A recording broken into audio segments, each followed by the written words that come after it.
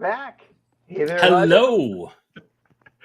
So today we're breaking format. Instead of the usual talking to an artist about their career and upcoming stuff and portfolio reviews. Let's talk about distribution, which is vitally important to this market because without distribution, the fans don't get their books. Right. And it's absolutely been in flux since the, demise of Diamond. And there's been some new blood stepping up to get into the distribution market. So Oh, today we're gonna speak with Phil Russert of Philbo Distributions, and we're gonna speak with Louis Brightraven. He is a 30-year veteran of comics, sci-fi, role-playing games, and much more. So, and he's we're got gonna an eat up our extensive whole hour with his credits. You know that. right. Yeah, so, all right, let's get him on. Hello, Phil. All right, Hello. everybody. Hi guys, how you doing? Doing all right. We're also joined by my podcast host, Midnight, the Midnight Monster. Yes, the Midnight Monster. Oh, fantastic. Um, One of the chief things that is affecting the market right now is, of course, the distribution problem. When I at least was an active publisher between 1988 and 1993, doing innovation comics, doing things like Lost in Space, Dark Shadows, Beauty and the Beast, things like that, there were 12 distributors. So, Diamond was, I don't know, 35%, 40% of the market, but we had, Friendly Franks and Capital City and Comics Hawaii and so many other distributors. And we sent our information packets out to all 12, and we didn't have our final numbers till everybody got their orders in. So we were, from a publisher standpoint, we were dealing with more distributors, but we were selling more books. So, something like Lost in Space, we could sell out of a 66,000 print run and not worry about it, go back to press with a, expanded reprint and a new cover and sell another 40,000 copies. And that was pretty typical of the business. Nowadays, you've got Marvel and DC struggling for those numbers. And it strikes me that, Lewis, you can probably correct me on some of this. The market went south in the late 90s when Marvel decided to distribute itself. They bought Heroes World, a small regional distributor, ended up trying to distribute themselves across the entire planet, and that didn't work so well. But without Marvel as their main supplier, everybody uh, basically crumbled away. So by the time everything settled, there was only Diamond and Marvel said, "Oh, we're not distributing ourselves too well. Let's go back to it." Where the hell did everybody go? Yeah, that's a good Cliff Notes version. It actually started in 1989 when Ron Perelman acquired Marvel. Mm. And the real problem began in 92 when Marvel tried to do what was called Marvel Marts, which was they were going to open up their own personalized exclusive store chain. Okay. And that's what kind of led into them wanting to acquire their own distributor. And originally they were trying to buy Capital City, but the owners, Milton Greep, who we had tried to get a hold of, but we just weren't able to get him on the show today. Chris and I tried to get him for the show. He didn't want to sell. Can't blame him there. And then, of course, they did buy Heroes World, as you mentioned. The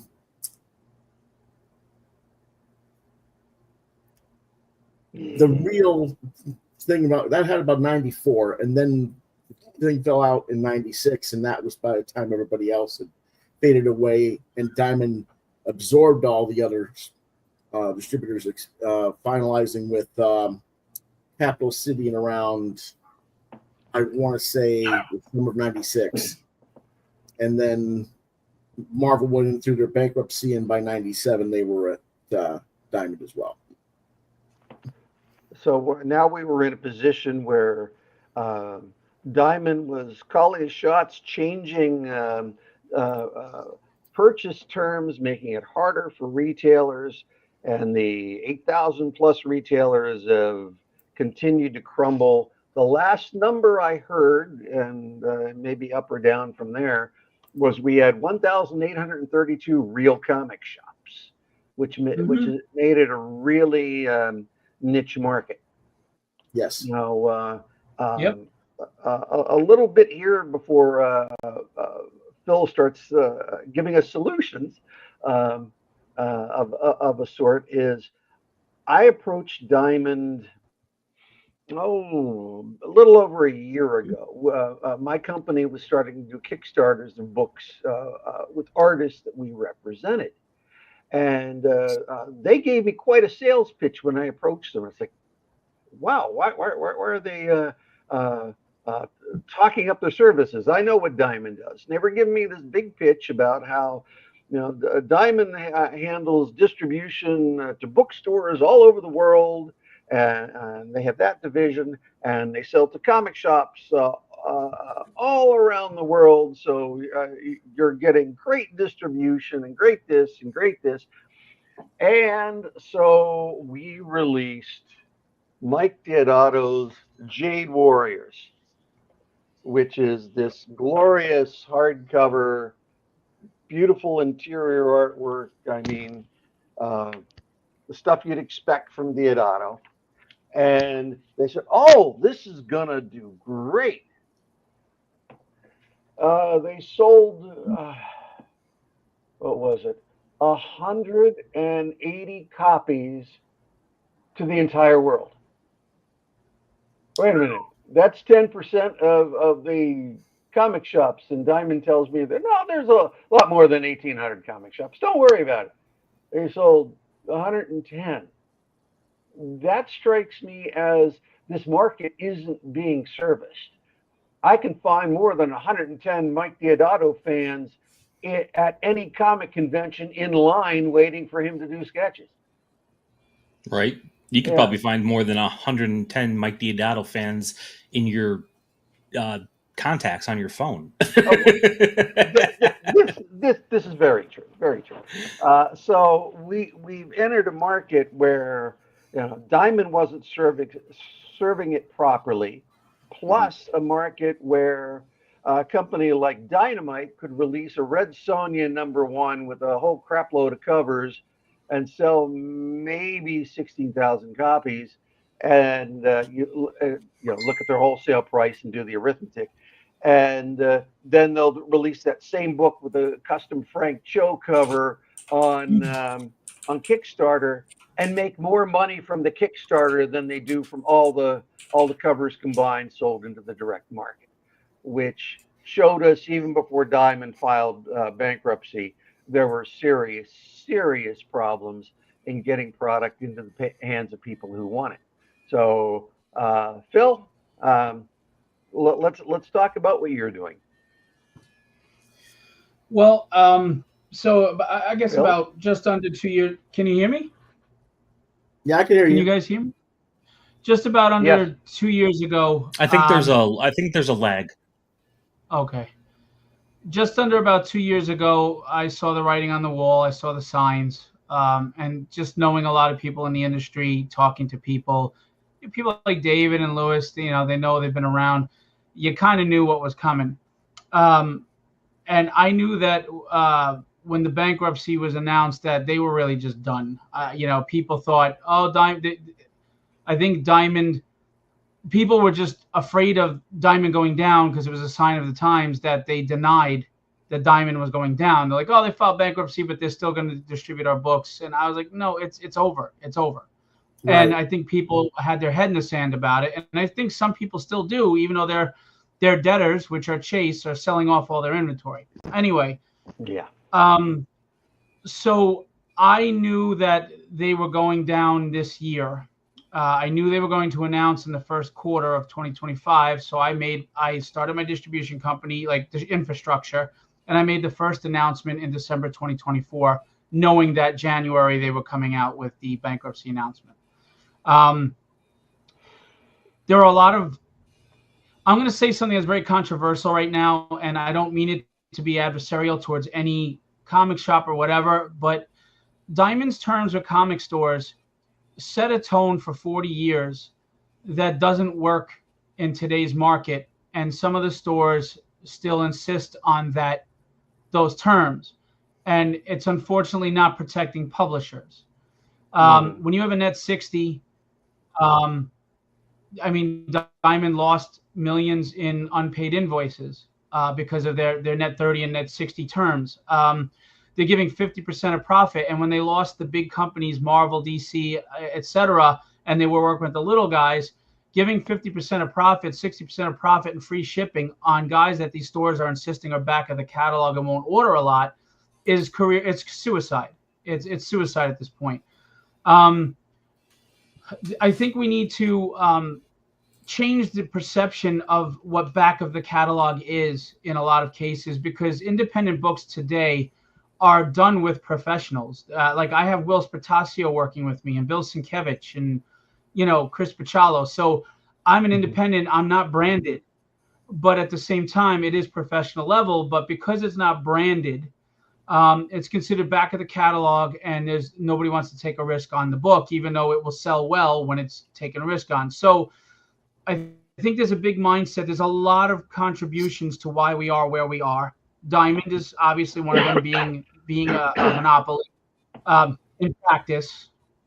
And then comic stores being the only outlet made it, like David said, a niche product, taking it away from convenience stores or whatever, spinner racks, has detrimentally hurt because it has become this niche market. I used to be able to walk into an Optimo corner store and there was Excalibur and Superman and all these books to just pull off a rack. Now I have to go out of my way to a comic store specifically to get that. So it really narrows the focus of people. And we all know that there's so much out there right now to compete with that if you're not in everybody's face, you're going to get lost in the shuffle very easily. Right. Phil, can I interrupt for just a second? Sure. Yes, we have a problem with getting books out in the general public. Everything's focused in the comic book stores and has been for about 25, 30 years now. But Jim Shooter, who recently passed, talked about the distribution to the newsstand. We're getting the books on the shelves for supermarkets and stores. And he was explaining how there would be like an order for, say, 297,000 copies distributed through the newsstand, but the actual sold copies that they could trace was only like a tenth of that, and then the rest would be considered returns. That's the problem. That's the problem with that market, is they want returns. If you go into these gas stations and 7-Elevens, they want to be able to order irresponsibly, see what sells and what doesn't. Like the newspapers, you take back returns, and that's why we've gone away from that. I'm currently working on a solution to that. Yes. Okay. Just wanted to make sure that the audience knew that, because everybody says the answer is get it back in there. Not well. Quite. It's not the. I don't think there's any one solution. It's going to be a combination of thinking outside the box and different solutions. Again, trying to minimize returns and figure out how to work that out with these companies is a huge thing, because then, again, added sales is added sales. Even if you're only adding 20,000 sales, that's 20,000 sales. And if you're not taking back 12% of that in returns, then there you go. But unfortunately with the fan base, and this is another issue, fans are all about branding. They would spend $500 on a piece of art that looks like a 6-year-old drew because it was from a name and, on a 3x3 than they would from an artist that maybe David represents, that is phenomenal, and he wants $150 for 11x17. And so there's the fan mentality, there's the store mentality. It's this whole thing across the board that I really think needs to change as far as perception, and it also goes to the fans, like I said. So, I mean, it's kind of like why Marvel and DC are in the position they are, right? They don't want to invest in anything new, so they take the IP that's already popular and they change the character to another ethnicity or gender, because instead of creating a new character of that ethnicity, that takes a lot of money and risk on their part, right? Because if you got to build that character over time, you have to put out miniseries, you have to build that following. That's money that they're spending. They don't want to do. So it's easier to just take the mythos of Captain America or Superman and insert, character here with that emblem. And Right. I think that as much as that's saving the company's money in the aspect of building, it's turned a lot of readers off, because the Western market is different. Like if you look at the Eastern market with manga, they will try anything. I mean, Chainsaw Man, his face is a chainsaw. Do you think any Western publisher is going to take a risk on something like that? They're not. They're not. They want to play it safe. They want the built-in audience. They want the guarantee when they put something out. And that's why you have 20 Batman books, 20 Spider-Mans, 20 Green Lanterns, 20 Supermans, 20 Hulks. And I think that's part of the problem too. So honestly, indie has to get a chance to shine and show them that we can sell if you stop shoving us in the back of a catalog. And there are going to be their duds. And there are going to be duds, but there are also going to be superstars. I mean, think about it. I mean, Strangers in Paradise, Concrete, She, Teenage Mutant Ninja Turtles, Nexus. There are so many independent characters that are legendary, and they're standards in the industry. But you don't hear about them as much, of course, but they've still made an impact. So we need to get back to where we can take the modern day availability of these brands with the mentality we had in the 80s or 90s of being willing to give them a chance. Yeah. And it's a tough road. It's a tough road. Yeah. It is. As we talk about these types of projects, I wanted to mention a couple we're involved with, because it shows the problem that we're facing today. We recently completed a book with Deborah Pratt. She's the co-creator, director, and writer of Quantum Leap. And she's done a whole series of novels that are available on Amazon that sell well and so forth. So she came to me because I produced the Quantum Leap comic book decades ago. And she wanted to do a new project called Warrior One based on her series of novels. And she said, I want something that is, top level Marvel and DC quality. So we brought her an amazing colorist. We brought her artist, Will Conrad, who's one of the top guys in the business. Yeah, great. And she did a Kickstarter for Warrior One as a hardcover. She did an absolute edition. She may have done a soft cover. She couldn't get anybody from Diamond or anybody from Lunar or any of the other distributors to even respond to an email or a phone call. And this is something that, because of her following, should do pretty well in the bookstores and maybe even decently in the comic shops because of Will Conrad's involvement. But she couldn't get anywhere, not the slightest interest. And she thought, well, why is the distributor being such a tough gatekeeper for something that should sell, because I have a readership? That's one of my biggest pet peeves is that Diamond was deciding for you instead of the free market. And that is one of my huge pet peeves that I will not do as a distributor. I mean, it has to be professionally produced. That's a given. But content, art is subjective. I am not going to tell you, I don't think this is going to sell, I'm not going to distribute it. I like the free market. Let the free market decide. Let the fans decide. And Diamond did gatekeep too many good books. And I think that was another problem. I agree with you 1,000%. And Lunar, I think Lunar's taking on way more than it can handle right now. I mean, it's also a retailer competing against the stores. And I'm not saying this to disparage, I'm just being honest. A lot of stores are upset that they're competing. And at the same time, now they're the guy. Because, Penguin is doing Marvel. They want their minimum 20,000 print runs, so they're going to be very selective in who they do, and they'll do Boom because they bought Boom. So that leaves Lunar to take on everything that Diamond had, and I don't know if, like, signs are showing me that they're struggling with this volume at this point. Then they pulled on Massive to do the indies, but from what I'm hearing from independents is the Massive deal is hard because Massive wants their percentage, Lunar wants their percentage. Another problem we face is print costs. Print runs are so absurd right now with the cost of paper, etc., that the profit margin is so slim to none on an independent small press publisher.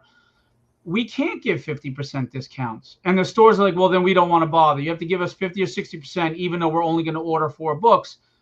You know, bulk pricing has been a practice of every business since the beginning. But the stores don't want to follow bulk pricing. They just, I want free shipping and 50, 60% off your book, even though your print run is $2.75 to $3 a book. It's absurd. You know, it's hard. And with Diamond taking their percentage and everything, you're walking away in the negative. Yeah. I've tried to help some publishers that way because we do, we broker printing out of China for some of these guys, not just the trades and hardcovers and absolutes and all that, but we're doing some comics for clients as well.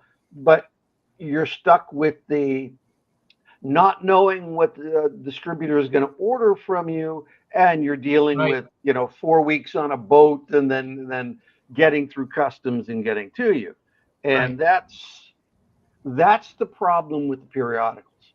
You know, where they're paying, oh, we're only printing 500 books and we're paying $2.75 a piece to print.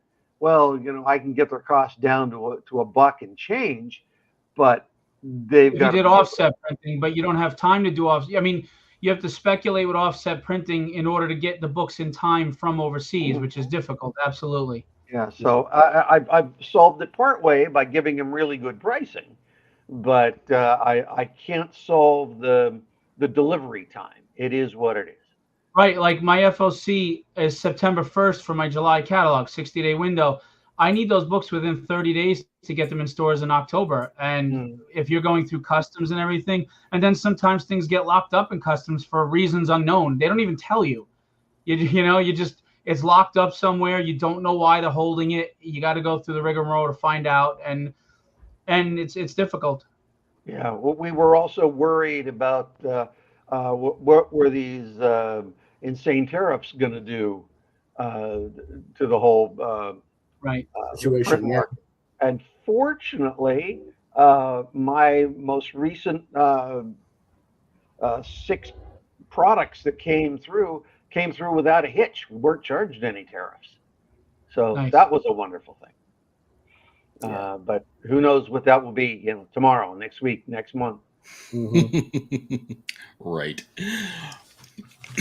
So, Phil, you want to talk a little bit about your website and how it's kind of your way of trying to get rid of the back of the catalog, stigma. Yeah. Well, every book gets a full page in the digital catalog. My mentality is, if you ever go to an ice cream shop and there's 400 flavors, you get overwhelmed by that menu. You just go with what you know. Screw it. Everybody loves cookies and cream. I'm just going to get that, right? And you passed up all those flavors. And that's what happens in Previews Magazine when you have 4 books crammed in on a page. The lettering's small. The pictures are small. You're a store. You don't have the patience to go through 6,000 pages. You know what I'm saying? So things get lost in translation. On the digital catalog, it is publisher alphabetized. So Zenoscope is the last one. So to get to Zenoscope, you have to go through all the little guys and see their books to get there. And that's intentional. Because we all know you want the Zenoscope book. They have their fans. You're going to go straight to Zenoscope. But if you have to scroll past Dren Productions and Filbo and everybody, they got a shot to be seen. And it's a full page.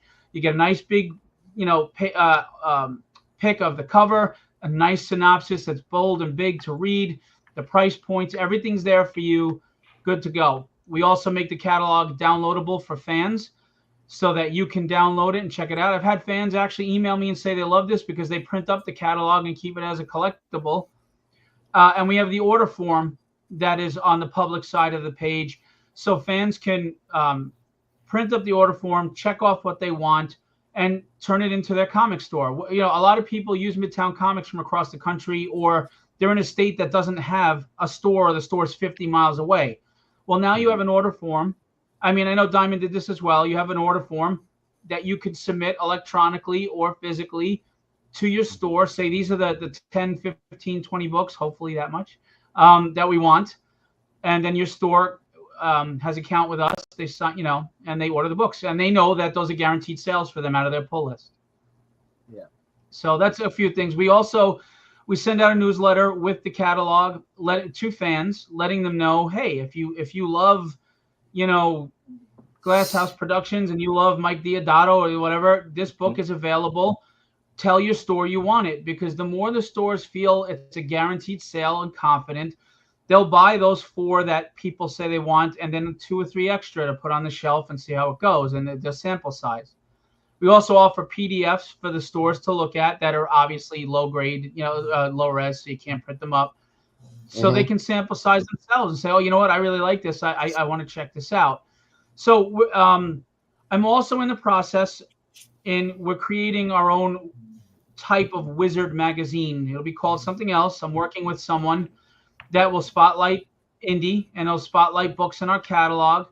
And 1 free copy will be shipped out with every order, and they'll also be available for sale by fans, etc., that want them. They'll have articles, 6-page previews of indie books, interiors with synopsis, things like that to get you interested again in indie. So we're working on quite a few things. I'm doing more marketing than any distributor ever does, because it's just, my mentality is rising tides raise all ships. If I'm promoting you and your books are selling well, I'm selling them and I'm making money doing that as well. It's getting my distribution out there. I'm helping myself, I'm helping you, but it helps the community get readers back into stores. Stores start thriving.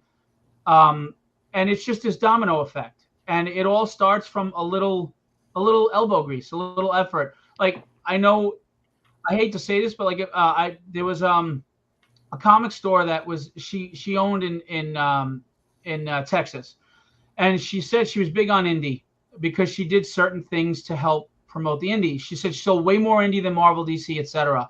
She moved to Florida. She was worried that her store would have a different crowd there, but she did the same practices, and lo and behold, her indies sell way more. And she did this simple little thing. She printed up the synopsis, and she put the card right in front of the book, and she made a nice big display of indies, this week's indies, just like you would for Marvel, DC, and she sells well. You know why? Readers are not gone. They're tired of what's out there.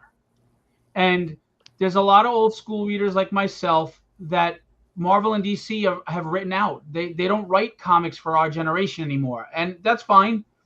But independents are, because most of these independents are people our age that missed those days and are writing books like the Claremont era, like the John Byrne era, you know, and there are readers that they'll eat this up if they just know it's there. I mean, I run conventions. I could have Jim Lee at my show, but if I don't promote it and nobody knows he's there, he has no line, you know? So if we all just put a little effort into promoting each other and supporting, you'd be surprised what the dividends are for everyone. Yep. Phil, just wanted to mention, as you've been talking, I went to your distribution website. I clicked sign up, and instead of taking me to a screen that lets me sign up, it just cycles right back to the main page. I don't know why that tab is there, to be honest with you. I'm talking to my web designer, but you just go to the tab that says retailer submission form. You fill that out as a retailer, and then we vet to make sure that you're truly a retailer of comics, etc. I've had a few people, they're not selling comics. I don't know why they're trying to sign up, and we vet them, and then we send you an invite to create your password, and you're in behind the wall to get the wholesale discounts. Okay, got it. All right, because I was worried. It's like, okay, it's hard to get people on there if that's Yeah, just go to the retailer submission form tab and fill it out. We just need to see that you have your EIN number and for the states that are it's applicable, your sales certificate number. That's all. okay. Some Good, states good, good. don't. Some states don't require a sales certificate number. Just put your EIN again, and you'll be fine. You know, because it requires something you put in there, and you're All good right. to go. That's So good we've for had over retailers. 400 signups. And a lot of stores are on board. I honestly, literally a day, I probably get anywhere from 6 to 10 signups. So I'm very, very pleased because honestly, in the beginning, my goal was if I could get 10% of the American market, being a new guy, I think that was a good goal. And we've surpassed that by more than double. We're at like 24% of the market right now is signed up. So that's a good path. Sales have been a little slow to start, but we launched on the week of 4th of July, and those 2 weeks, people go on vacation the week of, the week after, but we've been getting continual signups. But the good thing that I've noticed is the stores that have ordered are ordering from multiple publishers on the site, and they're spending hundreds of dollars. So it's not like they're just going for Antarctic Press or Zenoscope. They are buying from Dren, Filbo. Tragedy's actually sold very well so far.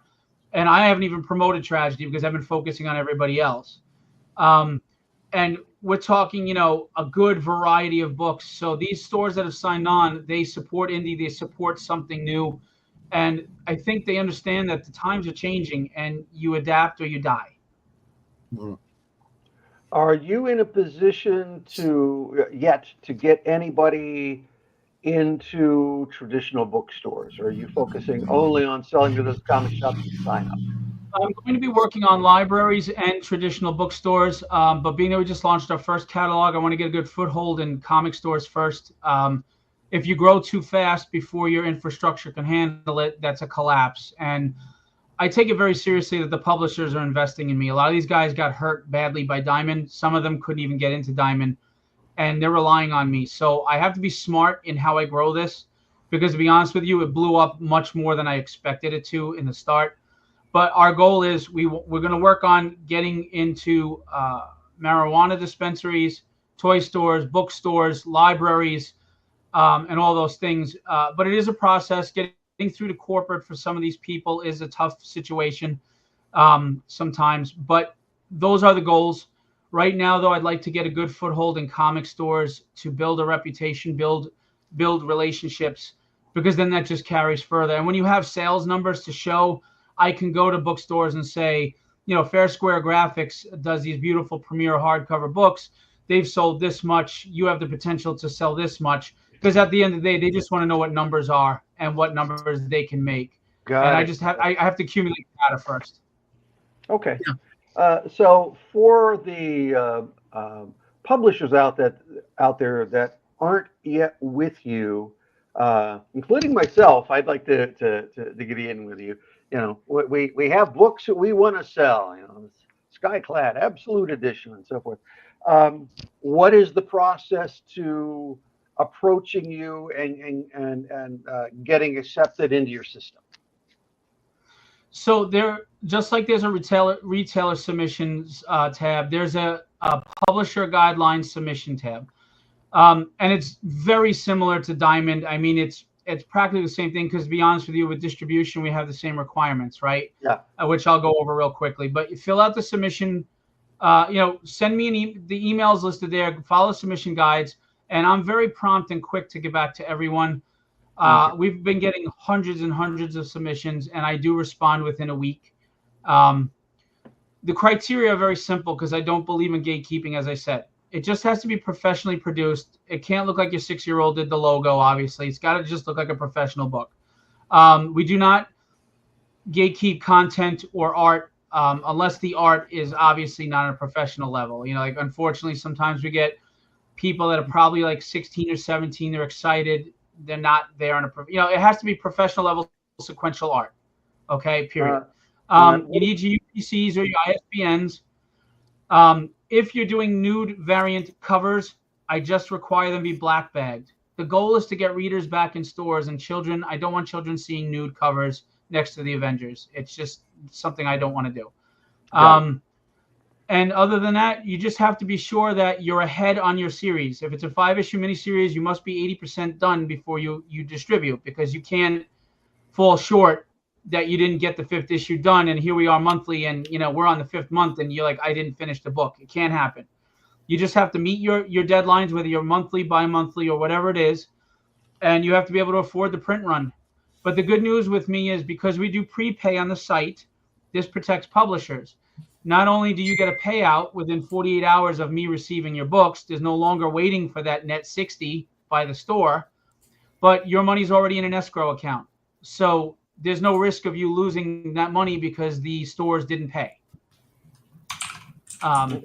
So my distribution protects publishers, but also works with stores. It's fair to everyone, because at the end of the day, the net 60 doesn't work when you're my size. It may work if I was selling 100,000 copies of any given title, but it doesn't work for me. And not only is it added expense to me, which means I have to raise my percentage, because now I have to hire someone to keep track of that invoicing. That's a lot of invoicing 60 days later. But how many invoices weren't paid and Diamond went under because they were owed millions? That falls on the publishers. I lost my money, but the publishers are done. They're done, and I don't want to do that. I have to protect everybody. So, what is your infrastructure for distribution? Do you have one warehouse? I have one where I wouldn't call it a warehouse, because it's right now it's a 1,900 square foot space, 2,000 square foot space, because we're small. We'll grow. It's easy to grow and get a larger space. But it's mine. I own it, so my overhead's low, and it's temperature controlled. I can hold inventory. To be honest with you, with these indie guys, most of them are just giving me like 5 to 10% overage, and I'm not holding all their inventory because they want to sell at stores, etc. But I can hold inventory for larger publishers, etc. Everything's insured, and in my contract it states it's consignment inventory that is to be returned by the distributor upon termination of our contract or liquidation of my business. I do not want to hurt anybody. I want to help the industry. I want to help publishers while helping myself. I'm a publisher too, so I'm just as invested as you guys. So the inventory will be taken care of. I'm out of Long Island. I'm actually right near Billy Tucci. He's a friend of mine. His fulfillment center is actually right across the street from my house, which is funny. So now, here's the thing. Because we do the prepay, it's one shipment per month, which may sound odd, but it works, and I'll tell you why. It's one shipment payment for the store. You're not paying shipping costs every week. We have our release dates. We ship to you the beginning of the month, and you can release the books the week that it's supposed to be released, which means you're not worried that the books aren't on time, because they're there waiting. You're paying one shipping cost as a store instead of 3 or 4 each week. And the payouts are simple, because again, you're not doing thousands of books through us. You're doing hundreds of books maybe. So why not get that one order, one shot? You've got everything you need, and you can manage your store better, and you can manage your finances better, because if you're prepaid, you already know the calculated shipping. You already know what the price was. You've paid it. There's no invoice surprising you 60 days from now in a week where your daughter got braces and you had a bad sales week, and you're like, oh crap, I don't have the money. Well, you have the 60 days to pay. You could put it in your cart on the day one, and you don't have to pay until day 59. So you're in more control as a store owner of your payroll and of your finances, and then you're more in control of the inventory. There's no fear it's late. It's here. You've got it all. Okay. The only worry is whether or not the retailers abuse it and release books before they're supposed to. And if that happens, it doesn't matter as long as they're selling. The truth is, that's always a risk anyway, because there's going to be retailers that are going to buck the system. And technically Lunar ships a week or two early as it is. Penguin House does too. Who's to say they don't release them early either? But I hate to say this, like you said, these indie books, we just need to get out there. We need sales, and we don't want any stores doing that. But if they're making the sales, they're at least still making. We have the money; it's already here. Yep. You know, it's keeping everybody's costs down. And again, like most of these indie guys, they don't have their weekly releases. You're going to get 4 of this book, 5 of this book. Maybe you ordered 60 books. So you get that 60 books in 1 week. Why would I scatter those 60 books out over 3 weeks? And that store is paying $20 shipping or $15 shipping each time. Now you're paying $60, $70 in shipping on those 60 books when you could have paid $25 for the one shipment. It's actually very store friendly. I agree with you. Yeah. It's going to be interesting to see how this progresses. You mentioned holding. You're able to hold a little bit of inventory for overships to fill orders. I'm remembering. Now this goes back quite a ways. I'm remembering when I was publishing, and Diamond made a point of telling us, because we had released, Lost in Space and Anne Rice books and so forth, that were doing well. Oh, your next big thing, I think it was Dark Shadows. Here's what we're willing to do. We're willing to accept, up to a 40% overship because we know there's going to be so many reorders. And we thought, oh, okay, fantastic. So we shipped them all these books. A couple of weeks later, we start getting orders from Diamond. Oh, they've ordered another 150. Oh, they've ordered another 500. They've ordered another 200. Oh, this is fantastic. And then 2 months later, they shipped back all the overships that they had in the warehouse. They hadn't touched. So it was a lot of wasted effort, a lot of wasted money, and Yeah, absolutely. I'm not into wasting anybody's money, including mine. Yeah. So no, that's why I believe in publisher autonomy. I don't want to dictate terms to you on certain things, because you as a business owner have to make what's best decisions for your publishing company. So I'm going to tell you minimum 5% overage for damages and reorders, but what you want to give me is up to you. And I'm not going to, I like to under promise and over deliver. And that's the way to be, because I'm not going to tell you what sales are going to be. I'm a new distributor. I have no idea. I don't know if they're going to be slow in the beginning. It's going to be a grind,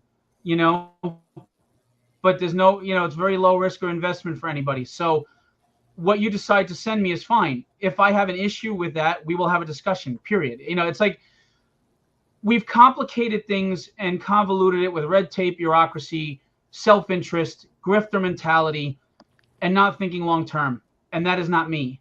I think long-term. I'm in the first minute of the first round of a 15-round fight, and I have to concentrate on what is going to get me through this fight all the way through, and that's not to say that I have all the answers. Things will be tweaked, I'm sure. Some is going to be trial and error, and that's just anybody who doesn't think that's going to happen is really foolish. I'm too old to be that foolish. But I know that I will adjust appropriately in the best interests of the publishers, myself, and the stores, because if we all don't work together, this doesn't work. And the second I make it about me or just the publisher or just the store, it falls apart. Every machine needs equally working parts. So I think what I've put in place is a little jarring to some people that are used to 40 years of certain things.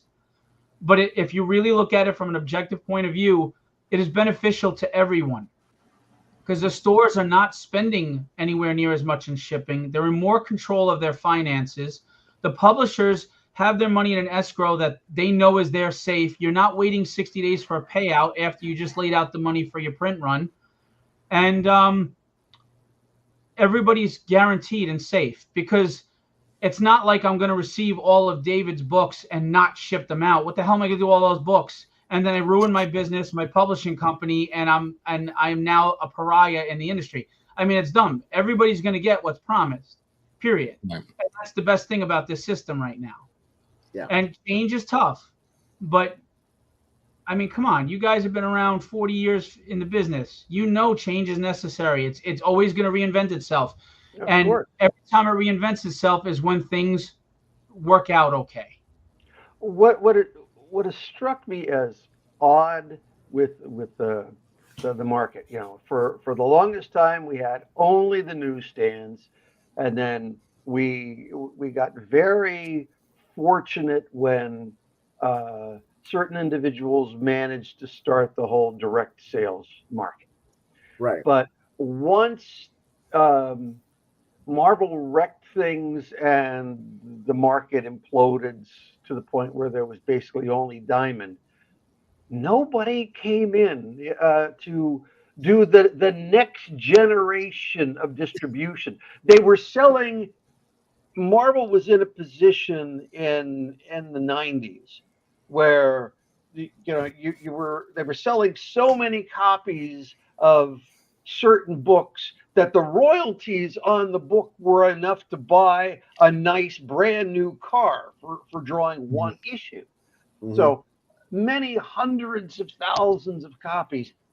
And with all that money coming in, Marvel decided to take steps that basically imploded the market rather than exploding it. It seems like somewhere along the lines, Marvel or its owners or DC or its owners or somebody would have come along and built a new distribution system. Instead, we have the opposite where, Disney won't distribute Marvel comics at Disney. And it's like they don't care about the comics. They only care about the characters for merchandising purposes and movies. So it's just odd to me that with all the value of comics, not just from the creative perspective, but all the money that's made on the movies and merchandise, that there's been no effort on the parts of these massive corporations to expand the distribution market in new ways. So it falls on the shoulders of people like Phil to keep the market alive. Well, the thing is, David, between 96 and 2020, we had 22 different people try. It was just that, like you say, Marvel and DC were kind of uppity and didn't want to do business. And because Marvel and DC didn't want to do business, the retailers didn't want to do business. Yeah. And so we had Penguin Palace, we had United, we had Barry Gregory, who does Indie Planet print-on-demand services now because he was originally trying to be a distributor. We had Kevin Clady and Stargrave, which had distributors, warehouses in Arizona, Ohio, and a third state, and now they're just in Georgia. There was Haven, there was Cold Cut, there was the Minnesota Comics Crew, there was Nexus out of Seattle, there was my group, the Comic Artists Press Alliance Co-op. But the main problem was I would go to retailers and I had 87 different publishers represented. And it was like, you don't have Marvel or DC. Why are you bothering us? Mm-hmm. And I was like, okay, if that's how you want to play it, I'll go market these books where I need to go market them, where someone who wants to sell them. That was kind of what happened. And unfortunately, it's the reason I focus on the big companies should have done something. They were in a position to expand the market. Yeah. Disney. Right. Disney is in a position to say every Marvel movie that's not going to your theater, you're going to have this rack display of graphic novels, and they don't do it. DC is at every movie theater and every movie premiere, why couldn't you have something out there of Superman comics for the Superman movie? Every movie theater, get something in there when a movie premieres, right? They could have done things like that too. And I agree with you. They dropped the ball on expansion for whatever reason. Maybe they don't want the costs that are involved. It's easier to just pay a percentage to somebody else to do the work because the money you spend on the infrastructure. I don't know. Yeah. But okay.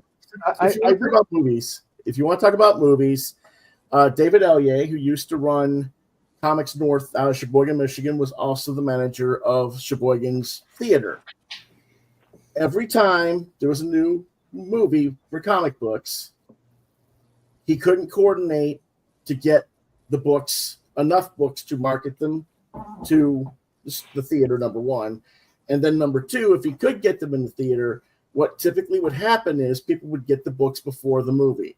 They'd take it into the theater, and the books would get destroyed with all the buttered popcorn and the sodas and everything that gets messy in a theater anyway in the dark. And he'd end up with a bunch of destroyed comics all over his floor. He had to clean up after each show. So he didn't think that was the best idea. But there's a simple workaround for something like that. It's real simple. You have one employee that's at, there to sell the comics, and you can just tell them, make your purchase now or after, and come collect it after the movie. I mean, you can work things out. The point is, sell the book bagged. Yeah, that's the other thing. Nobody wants to think outside the box. Everybody wants a guaranteed or what comes easy. Listen, if I wanted what was easy, I sure as hell wouldn't be doing this. I'm not creating a lemonade stand on my lawn, and I don't think everybody understands that. This is a huge undertaking, and if I wasn't already gray, I would be, and I'm probably going to be bald by the end of the month. I mean, I had one comic store person say, I give Philbo 6 months. So I'm going to look in the camera right now and tell you, we're not going anywhere. Mm-hmm. And there's a bunch of reasons I don't need to give you that we're not going anywhere. I know this is going to work. I don't need to be Diamond. I am not looking to be a millionaire off of distribution. I am not looking to have 50 warehouses all over the country. My goals are very modest, but they're sufficient. And whatever growth we have organically will be managed, but I don't have a grifter mentality. I'm not here to make money off of you. I want to make it with you. And anybody who's not on board with that has probably got the grifter mentality. I don't need you. I work with the people that want to work with us, and I'm not here to win anybody over. I'm not auditioning for anyone. If you don't want to be on board, I will find the people that do. And if that means going to libraries and going to spinner racks and going into bookstores and marijuana dispensaries and toy stores, that's where I'll go. I would love to have all the stores on board, but if you want to tell me that you're not rooting for indie or you're not supporting us, I'm not going to argue with you, and I'm not here to audition. We'll have to sell, and we'll show you that you're missing an opportunity, and maybe you'll come on board later. But that's just my mentality. I'm a stubborn Irish. We fight and we drink. That's the mentality to take. That's exactly the mentality to take. That's what we had to do, back in the 90s. Was the same thing. We'd go to the retailer. They'd tell us no. Okay. We just go find something right nearby that wanted the business and did business with them instead. And I'm going to be honest with you. I've had fans tell me, I went to my retailer and I want them to, they don't have an account with you. And I was like, I want to buy these books. And they go, well, we won't work with them. So you're a store turning customers away because you don't want to work with me because I won't give you 50, 60%. Let's see who outlasts who. Yeah. And I'm sorry. I don't understand the mentality of I'm going to get mine at the expense of you. It doesn't work. And I don't want to hear, well, I've been in business for 40 years. Yes, you have. But have you grown? Have you changed? Or are you just making it? And if you have grown, how long do you think you can sustain on a business practice that failed? It may have taken 40 years to fail, but it failed. Diamond is done because of 60-day net, because of giving 60% off of books when a store only wants to order 3 or 4. It's not a viable business model. It's evident. Diamond is gone. And I'm not Diamond. I don't want to be Diamond. I'm Philbo. And I'm here for independent publishers and the stores that want to take a chance on indie and grow with us. Because there's growth in indie comics. You will see your sales percentages go up if you invest a little bit in indie comics. I don't know if it's going to be large spikes or not, because some demographics, they are mostly mainstream. But I'm telling you, there's a reader base out there that is my age, even in their 40s, that have a disposable income. We're the ones with the disposable income, the retired people, the people with pensions, the people that have been working for 30 years and saving money.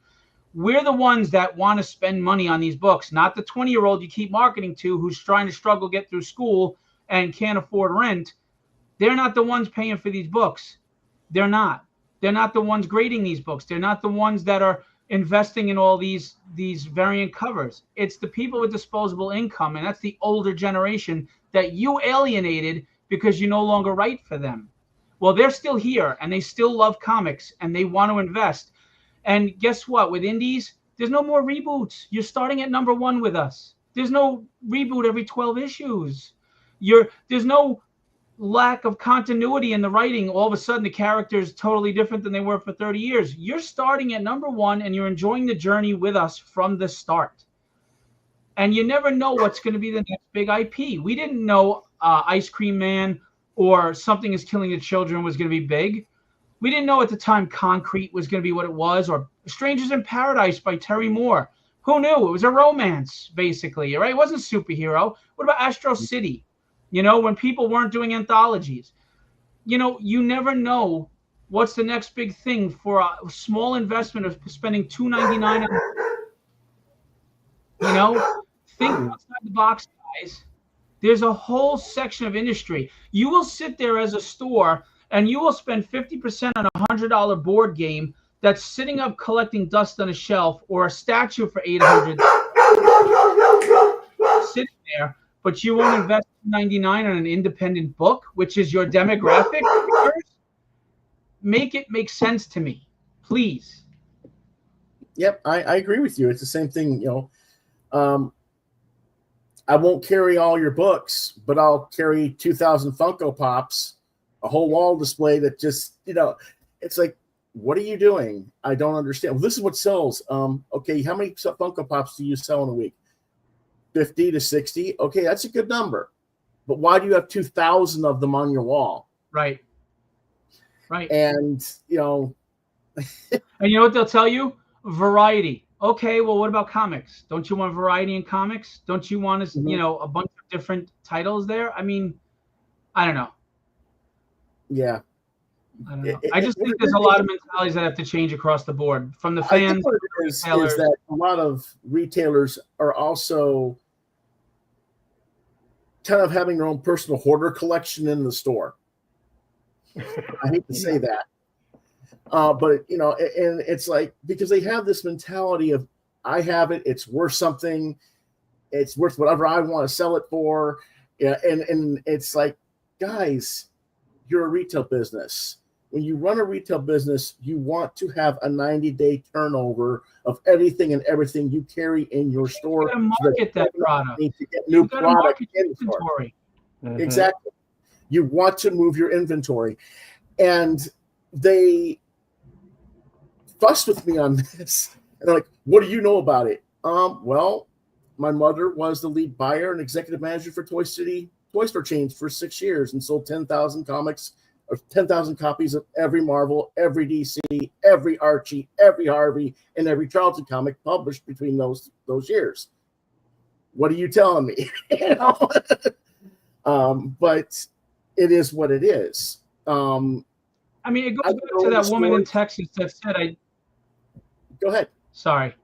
It goes back to that woman in Texas who does that simple thing, is just print up the synopsis, put it there, and give a nice display, right, in front. Mm-hmm. It's when you go to the supermarket, you have all that candy and all the magazines at the checkout because of impulse buys. People at the last minute go, oh, what's this? I got $5 to burn. Oh, what's this People magazine? What's the new scandal? They pick up the magazine. That's why it's there. There is sales data that shows when you put it up front and you put it in the forefront, sales increase. And these guys who look at something that's back in the catalog, or they shove in a rack in the corner, go, oh, that doesn't sell, that's why I'm not going to order it. Well, why doesn't it sell? Nobody knows it's there. You're not promoting it. I mean, you're investing in this product, but you don't want to invest in marketing it to sell it. You just, well, let Marvel and DC sell themselves and to hell with everything else. I'm sorry, but that's a lazy way of retailing. You have to put in the effort. You have to market what you have in your store. I mean, David has to market all the people he represents. Mm-hmm. If they don't know that colorist is there, they're not hiring that colorist. So David has to say, right. These are all the 20 colorists that I have under my Glass House graphics. And, you know, you might even say, these guys have this resume, these guys don't, but they specialize in this, or I think they'd be really good for your book because this is the genre you're looking for and they're really good at horror. That's what David does to get them work. Exactly right. Just sit there and put them in the catalog and go, oh, people will buy what they're going to buy. And then or they're going to hire who they're going to hire. And if that one colorist didn't get hired, it's because he's not good. No, it's because nobody knows he's there. Very true. Sorry, I get passionate about this. I'm No, not but- upset or anything. I just, No, I appreciate it. This man understands. Yeah. you know, and you know, we were talking about art before. I was an art rep for a while as well, and one thing that's hurting the industry artists is everything's done digital now, and they've lost that whole secondary market of original pages. You know, Yeah. and sometimes technology is not a good thing. Sometimes it's setting you back. I mean, how many guys, because they can't meet a deadline traditionally, they're doing things digitally to get in those Marvel comics, but now they don't have original pages to sell, and who has the time to go back and light box it so that you have an original page? You know, it's Yeah. tough. And then the inkers were able to ink the blue line, and you know, people who couldn't afford the original pencils would buy from the inker. You know, so there's a lot of money that's not flowing in the industry right now because of that too. And it all ties together because you need a circulating economy in any industry. And that's the same industry, even if it's a different section of it. And we need economy to flow on all levels in this industry for success.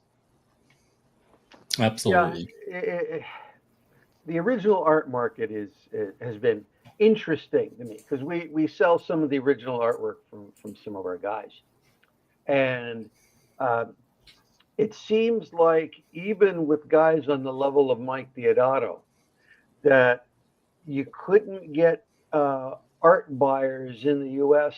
to pay a decent rate for that. They would rather spend that money on a variant cover of the comic that he drew, of which there Right. are thousands, than Or a pay for poster. that original. Or a So, print. yeah, so we ended up turning all the artwork for him over to an artist. To an art rep in Europe, who was able to double or triple the amount of money Sure. those pieces were being sold for because they think of the artwork differently over there.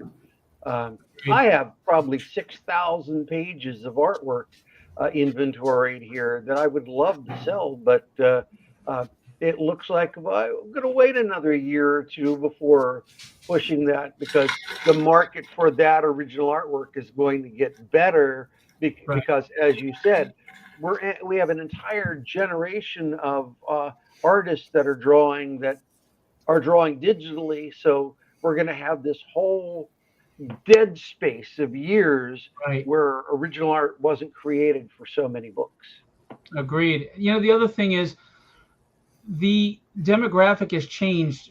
Now, collectors are wonderful. They always help an industry circulating economy, but we've become so heavy on collectorship with CGC. Everybody wants to get the cover to grade it. You know, NSFW does very well because they're collectors. They're not readers. People aren't reading those stories. They're collecting the covers and the books, right? So it's become a collector's market for something that's supposed to be consumable. You're supposed to read the books and reread the books. And then reading a book makes you want to get issue 2, issue 3, issue 4. The art brings you in, but the writing keeps you, right? I mean, when we talk about comics throughout history, it's the story runs that we love. I love Burns' Superman, Man of Steel. You know, I love Claremont's 16 Years on X-Men. I love the Brood saga, the Dark Phoenix saga. And as much as we love John Byrne's art and we love Cochrom's art, and we always will, the first thing you go to is the story that captured you. And not just that, but the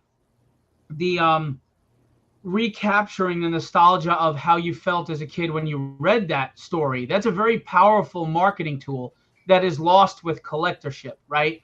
Not many people go, I remember how I was at 16 when I bought that cover, but they remember how they were at 16 when they first were introduced to that character and read that story and it blew their mind. And if the proof is in the pudding.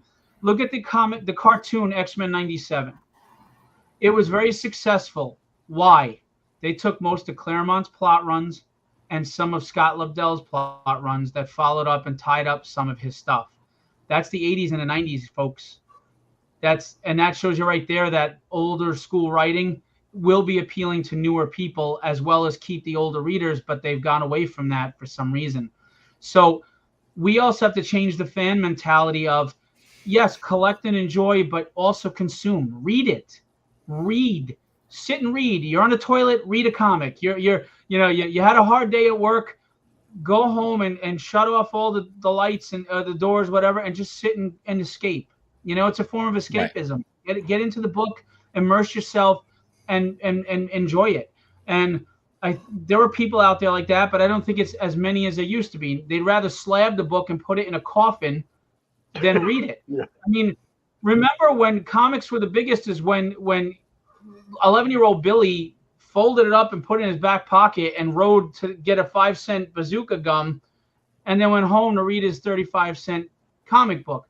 Now, when you look at the pricing, if you account for inflation, believe it or not, $4.99 is comparable to what the $1.99 was in the 90s based on inflation. So as much as comics cost more, that is not as big an issue as you think it is, because people will spend money that they don't have if they really want something. It's the cost to produce, and it's the change in the demographic of who is picking up these books now. I'd rather spend $100 to grade a book than buy 30 books at $2.99, $3.99. Yeah. Yeah. So our job is to get readers back, period. And readers come back when you give them something new and fresh and something they can relate to. Right. And I don't think we're giving enough credit to X-Men 97, the success of X-Men 97. I think one of the biggest reasons for that success is putting Magneto in a thong.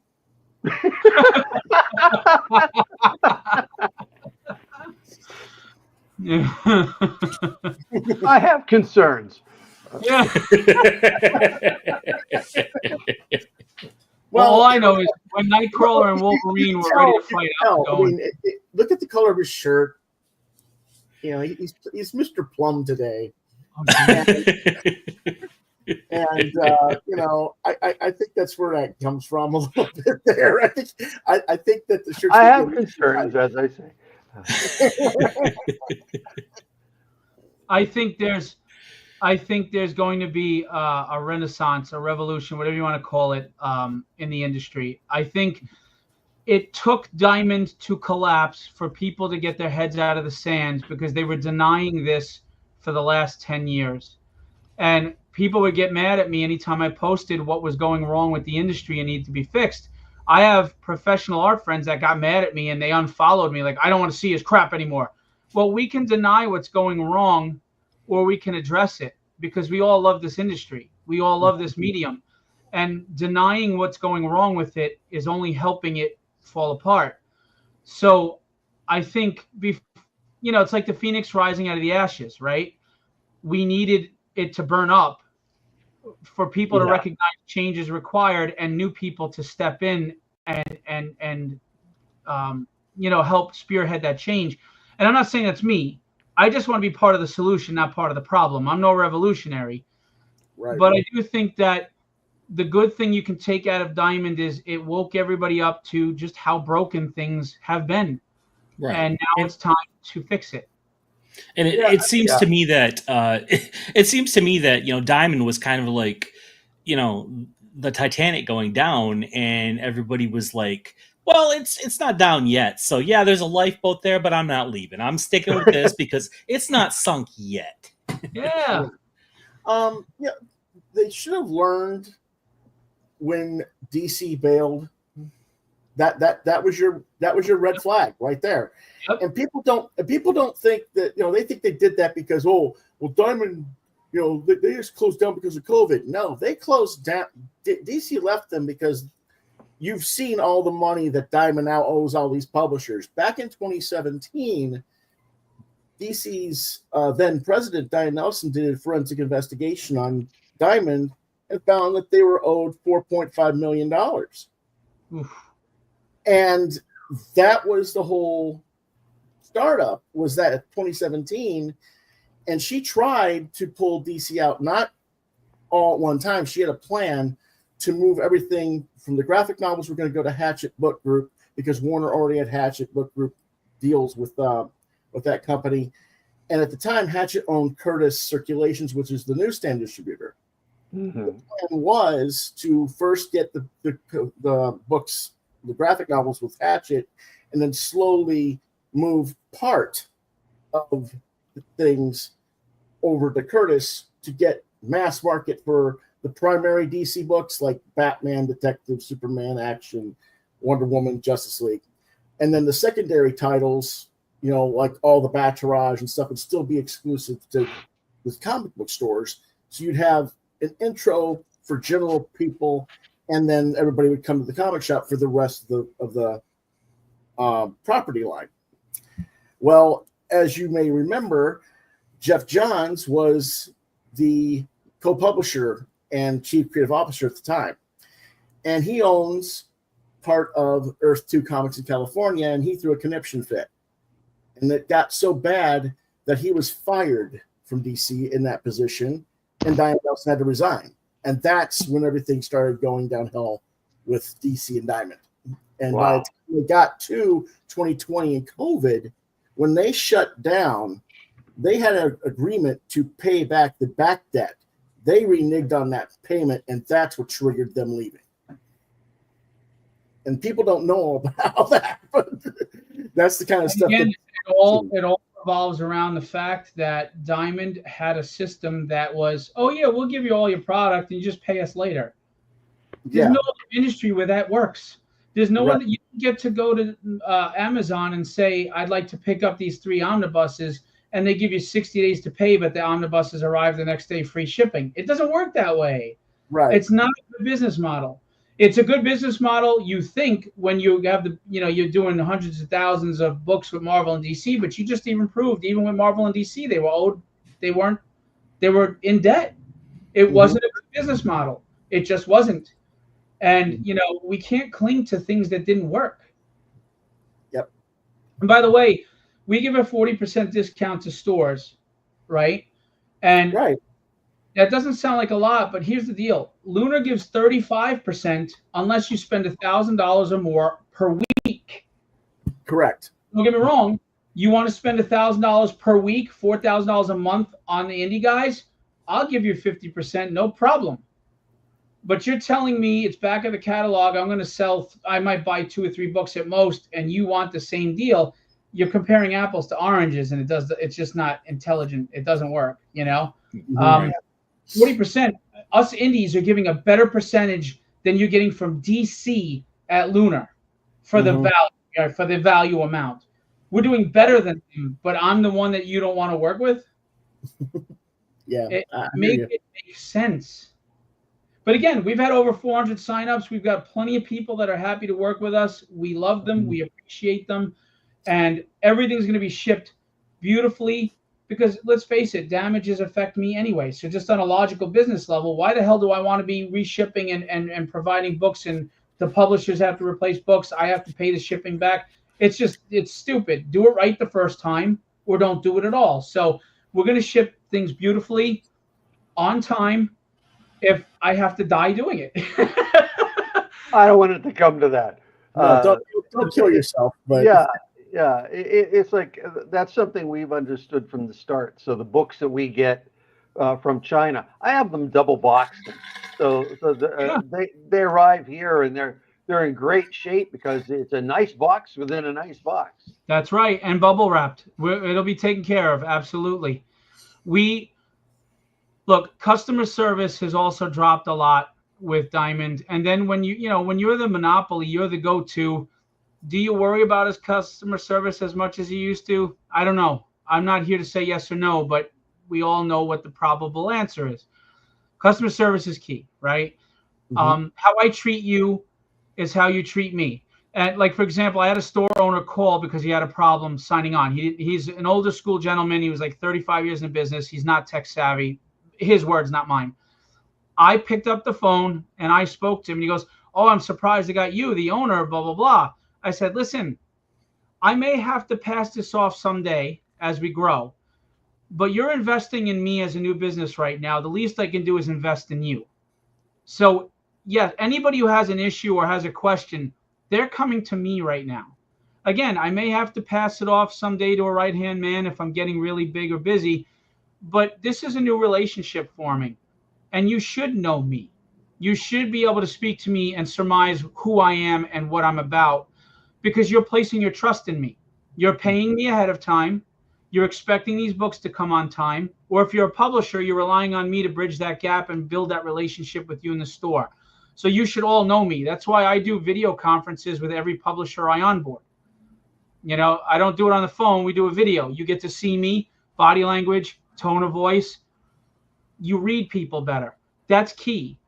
You know, you need to know who you're working with and why, and you need to trust that person, because at the end of the day, whether it's a business relationship or personal, it's easy to lose trust very quickly. Trust is like a paycheck. It takes a while to earn and a second to blow. So it's very key. So I'm very big on that. That was a good phrase there. I like that.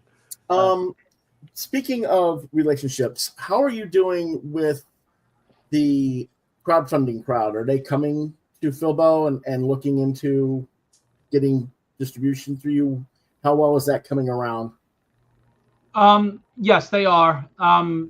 Unfortunately, a lot of them are not ready yet because they don't understand how distribution works, and they've crowdfunded 1 or 2 books of like a 5-issue series or whatever. I'm like, you need to be ahead of schedule by 80%. Then come back to me and we'll talk. Like they're all nice looking books. They're professional looking. They're just not ready for that schedule, you know. Some have crowdfunded their books. They've got the whole 8 issues or whatever done, whatever the case may be, and now they're ready to go into monthly distribution. So crowdfunding has been a nice asset for them to cover their production costs. Now they go to distribution. But again, you have to be, you know, at a point where production is at least 80% done and will be 100% done by the time that last 20% needs to be out. Because the key to a publisher's success is you have to meet your deadlines. Just like an artist, deadline. Nobody cares how good you are of an artist if you can't meet a deadline. I don't care if you're a great publisher. If you can't meet a deadline, it looks bad for me. Nobody says the Zenescope books didn't show up on time. They say Diamond's books didn't show up on time. You know what I mean? So it must be on time, and that means you have to afford that print run, whether it's 500 or 5,000. When I send you that invoice saying, hey, this is the order, you need to have those books to me within 30 days, and that's it. So Kickstarter, a lot of them aren't ready for that. But it's good for them because at least now I'm providing an outlet that they know they have in the future. Yeah. That sounds good. You know, if any of your people or any of your retailers need comic racks, we got them. My company does those. Well, I actually do want to talk to you about that because, like I said, I am working on getting into other outlets so it's not so niche anymore. I have to overcome, and I have ideas for the returns situation. But at that point, I mean, yeah, that would be very not detrimental. It would be very important to what we're doing, you know. So I would absolutely love to speak to you about that. Fantastic. I think we ought to wrap this part of the show up. We've taken up way too much of your time. I appreciate it. Yeah, I'm sorry. I talk a lot. No, I'm glad to have you on here to do this, because the more people that know about not only your service, but what got us to this point where your service is important, I think is a necessary thing. So thank you so much for taking all this time. And Louis, I'm so glad you were able to make time on our show. I know you have your own show to worry about. Yeah. Listen, it's guys like you that help us, give us a voice. So I appreciate you letting me on and ramble for a good hour. So thank you. Hey, I learned something new. I love doing these shows because everyone, I managed to learn something new from folks. And that's the key of it. You never stop learning.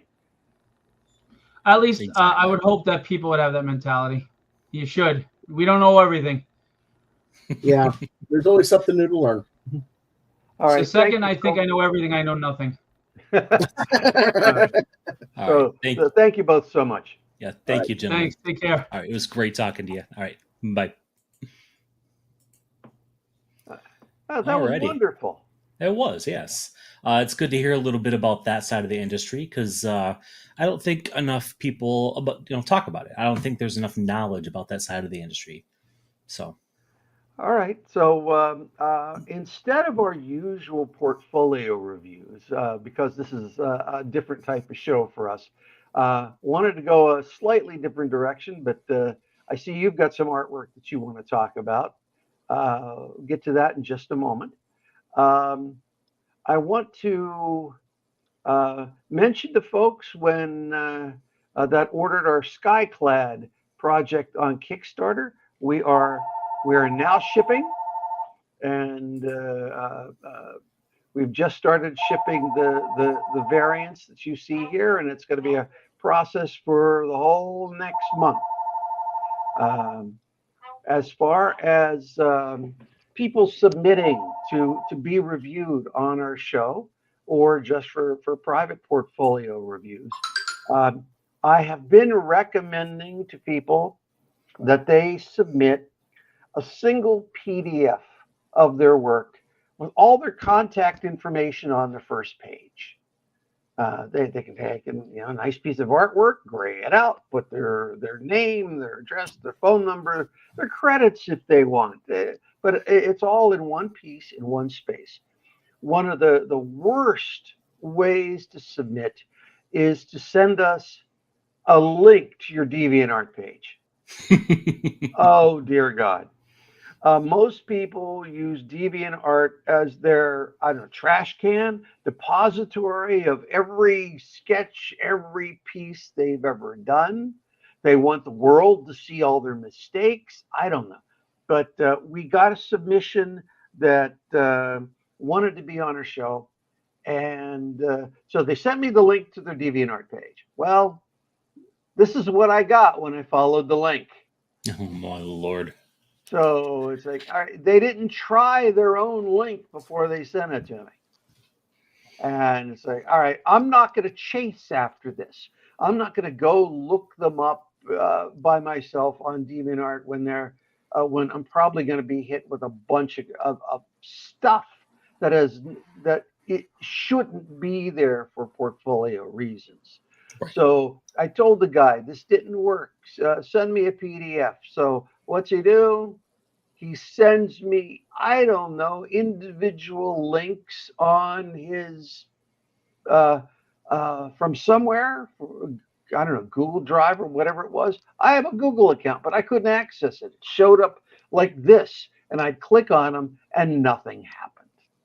So, yes, send me a PDF, or if your file is too big, a link to the PDF that you've tried to make sure the link works.